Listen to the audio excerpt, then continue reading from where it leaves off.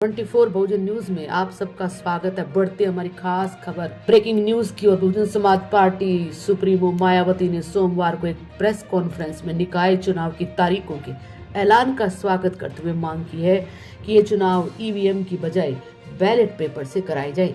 इसके साथ ही उन्होंने प्रयागराज की मेयर सीट पर अशरफ अहमद की पत्नी को चुनाव लड़ने के ऑफर दिए जाने के बारे में कई दिनों से लगाई जा रही अटकलों को भी विराम दे दिया। जी हाँ, उन्होंने स्थिति साफ करते हुए इन सभी चर्चाओं को नए सिरे से नकार दिया।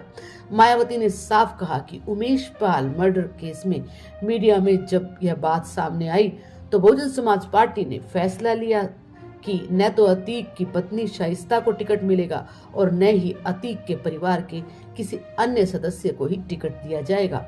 बता दें कि पहले चर्चा थी कि बीएसपी ज्वाइन करने वाली अतीक की पत्नी शाइस्ता परवीन को बीएसपी के चुनाव में मेयर का चुनाव लड़ा सकती है, लेकिन उमेश पाल के साजिशकर्ता के रूप में शाइस्ता के नाम के बाद बीएसपी ने साफ कर दिया कि उसे चुनाव नहीं लड़ाया जाएगा। ये आपको बताते चले कि उमेश पाल की हत्या को लेकर के जो तथ्य सामने आए, इसलिए बहन मायावती ने शाइस्ता की उम्मीदवारी को नए सिरे से खारिज कर दिया। वहीं अटकलें लगाई जा रही थी कि बीएसपी की अतीक के छोटे भाई अशरफ की पत्नी को चुनाव लड़ने का ऑफर दिया गया है। सोमवार को मायावती ने इस पर भी अपनी स्थिति साफ करते हुए दो टूक कहा कि बीएसपी ने तो शाइस्ता परिवार को टिकट देगी, तो शाइस्ता परवीन को टिकट देगी और न ही अतीक के परिवार के किसी अन्य सदस्य को चुनाव लड़ाएगी। वहीं शाइस्ता परवीन के निष्कासित किए जाने के सवाल पर बहन मायावती ने कहा कि उनके गिरफ्तार होने के बाद जो भी सच सामने आएगा उसी के आधार पर कार्रवाई की जाएगी।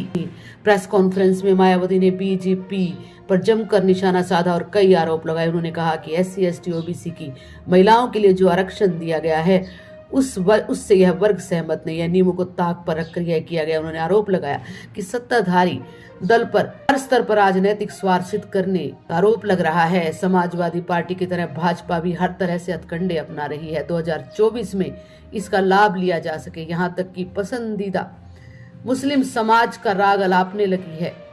जी हाँ, उन्होंने कहा कि मुस्लिमों के बारे में पार्टी के नकारात्मक विचारों से सब परिचित है। ऐसे में जब वो मुस्लिमों का राग अलापती है तो यह अपने आप में बिल्कुल गलत है। उन्होंने कहा कि बीजेपी के राज्य में मुस्लिम और गरीब हुए हैं। उन्होंने कहा कि बीएसपी के निकाय चुनाव को बसपा पूरी तरह से तैयार है। इस चुनाव की बड़ी अहमियत है, सही लोग चुनकर आने चाहिए। धार्मिक अल्पसंख्यक समाज के लोगों को ध्यान में रखकर उन्होंने बीएसपी के आदर्शों पर चलते हुए सार्वजनिक के विकास की बात कहते हुए बीएसपी को बहुजन की पार्टी बता करके कहा कि बहुजन समाज पार्टी गरीबी, पिछड़ों, दलितों और आम लोगों की पार्टी है।